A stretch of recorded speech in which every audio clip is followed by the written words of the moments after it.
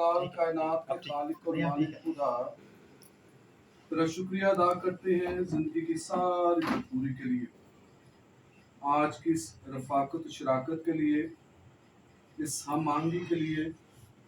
खुदा हम बाम मिलकर हम अपने बहन किंजा के लिए तुझसे दुआ करते हैं। खुदा जब हम आज इकट्ठे मिलकर उसका जन्मदिन मनाते हैं, मेहरबान खुदा तो इंसान के नथनों में जिंदगी का दम फूंकता और इंसान जीती जान होता।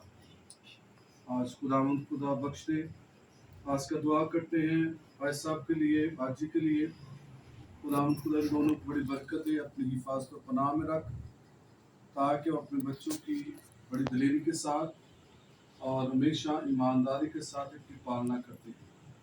मेहरबान खुदा जब हम किंजा की सालगिरह मनाते हैं, दूसरे साल जिसमें कदो कामत में बड़ी है, पूर्ण गोश्त में बड़ी है, अब खुदा ये जब 25 साल मुकम्मल करती है, खुदा इसे ज़हनी बसीरत अता कर और हमेशा इसका निगहबान तू ही इसके साथ हो और हमेशा इसकी आने जाने में इसकी हिफाजत कर।